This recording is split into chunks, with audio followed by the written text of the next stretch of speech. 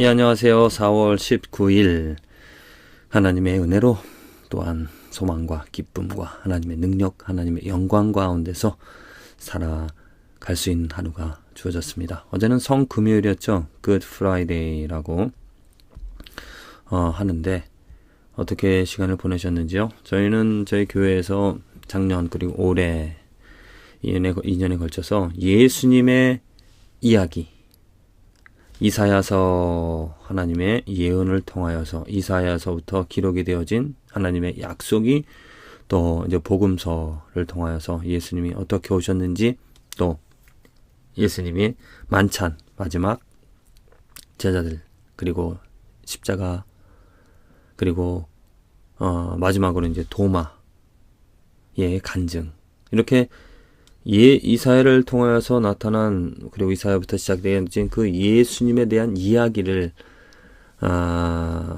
이렇게 사람들이 교인들이 연기를 함으로 또 이렇게 그 철로역정 한국의 철로역정처럼 이렇게 그 7단계 7씬을 만들어서 사람들이 그 한 씬 한 씬 이렇게 돌아다니면서 예수님의 이야기를 들을 수 있게끔 한 좋은 시간을 가졌습니다.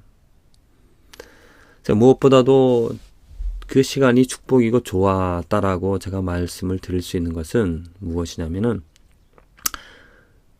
내가 경험하는 내가 무엇을 이렇게 하는 주로 이제 한국교회 또 아니면 뭐 성당에서도 많은 교회에서도 하는 것이 무엇이냐면 예수님의 고난에 참여하라 하면서 내가 경험하는 것 내가 어떠한 것을 행함으로 경험하게끔 하기를 원합니다.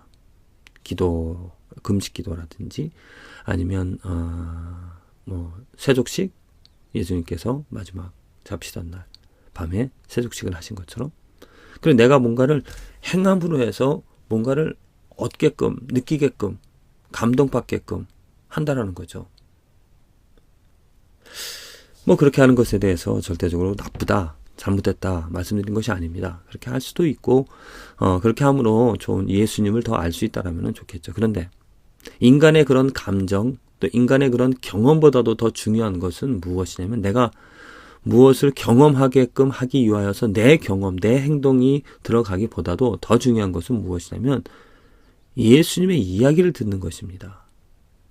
예수님께서 행하신 일들, 예수님의 삶, 예수님이 말씀들 그 예수님, 나와 우리들과 다르신 하나님의 영광이신 그 예수님이 하신 일들을 보고 듣게끔 하는 것이 저는 그게 더 바람직하다라고 보는 것이죠. 하나님의 구원의 사역에는 인간의 어떤 노력이 들어갈 수가 없습니다.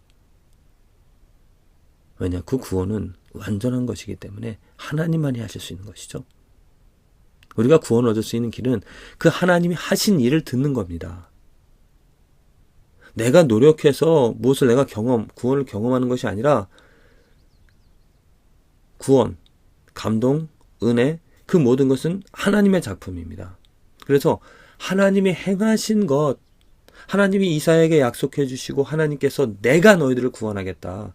내가 너희들에게 내 아들 임마누엘 예수를 보내주겠다. 약속하신 것 그것을 듣게 하는 것이고요. 또한 마리아를 통하여서 하나님께서 예수를 동정녀 그 마리아를 통하여 우리들에게 주신 것, 이 땅에 오신 것, 그리고 제자들을 선택하셔서 그들의 발을 씻기시며 나의 모범, 나의 이그젬플이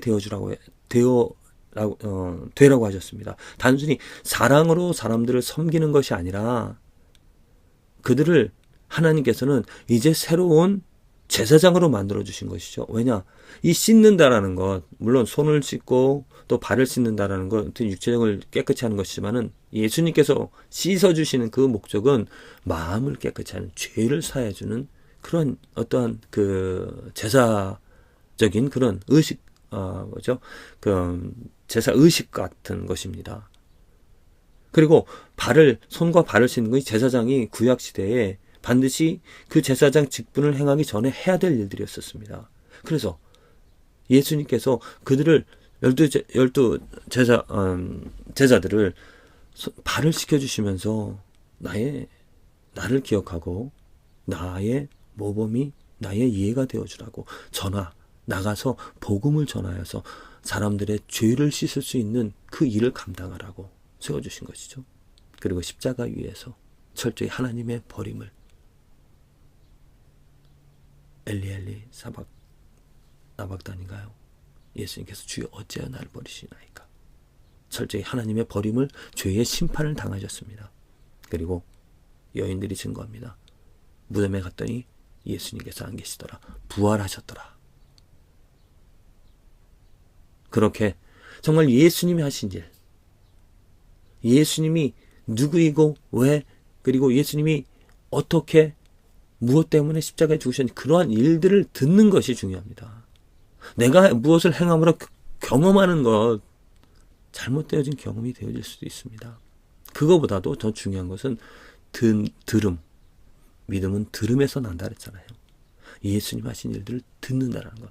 그것을 할 수 있어서 정말 그렇게 들을 수 있는 기회를 다른 사람들에게 줄 수 있어서 그러한 사역을 할 수 있어서 참으로 어제 감사했던, 저도 그것을 들으면서 보면서 정말 예수님에 대해서 좀 더 가까이, 예수님을 좀 더 친밀하게 알 수 있는 그런 좋은 기회였다는 것이죠. 특별히 부활. 이 부활의 의미가 무엇인가? 이제 부활절 내일이잖아요. 부활절 메시지를 전하면서 예수님의 부활의 의미가 무엇인가? 우리는 예수님을 단순히 우리들의 죄를 감당하시고 죄 때문에 죽으신 그 속죄하는 예수로 우리들은 생각하고 있습니다. 그렇죠? 맞습니다. 그게 정말 그런데 그 속죄함의 예수로 봤을 때는 부활의 의미가 별로 없습니다. 속죄함이라는 건 죄의 피를 흘리시면 되는, 그래서 십자가에서 죽으신 것만으로도 속죄함이 우리들에게 이루어질 수 있다는 거죠. 그런데 예수님이 그 죽으신 예수 그리스도를 부활시켜 주셨다는 것, 그 의미는 무엇이냐? 속죄함과 더불어서 이제 그 예수 그리스도가 행하신 그 놀라운 일들을 하나님께서는 인정을 하신 것입니다. 그를 부활시키셔서 어떻게 하셨습니까? 하나님 보좌 우편에 앉히셨죠. 곧 exaltation, 예수 그리스도를 높여주셨다는 것, 하나님의 영광을 정말 드러내셨다는 겁니다. 모든 사람들이 그래서 그 예수 그리스도를 찬양하고 자랑한다는 거죠. 그래서 신앙의 핵심은 내가 죄를 받고 구원함을 받는 것, 거기서 멈추는 것이 아니라 찬양함과 예배, 경배함까지 가야 합니다. 그게 바로 부활을 아는, 부활 가운데 살아가는 우리들의 구원받은 축복이 되어지는 것이죠. 내게 예배함이 있는가, 찬양함이 있는가, 그 하나님의 영광을 알기 때문에 그 높여진, 하나님 보좌 우편에 높여진 그 예수 그리스도의 그 영광을, 누가복음에 분명히 말씀해 주시지 않았습니까? 예수님께서 부활하시고 나서 엠마오로 가는 그 제자들을 만나서 예수님께서 내가 죽고 하나님의 영광에 들어가기 위하여 성경에 예언이 된, 약속이 되어진 그것이 그 부활로 말미암아 이루어졌다라고 말씀해 주셨다는 겁니다. 그리고 오늘 말씀 가운데서 제가 오늘 말씀을 준비를 하지 못했네요. 디모데후서의 말씀에 그런 말씀이 있습니다. 우리들이 만일 죽었다라면, 예수님과 함께 죽었다라면, 그렇지 않습니까? 예수님과 함께 우리는 죽음, 그 죄에 대해서 죽었다는 것입니다. 우리가 만약 죽었다라면 또 예수님과 같이 하나님의 영광에 들어간다라고 했습니다. 곧 그 영광을 보며 살아갈 수 있다는 거죠. 부활, 예수 그리스도의 부활을 즐거워하는 이유는 무엇이냐면, 내가 이제 그 영광을 정말 보고 또한 그 영광 때문에 즐거워하고 그 영광을 찬양하고 경배할 수 있게 되어졌다는 겁니다.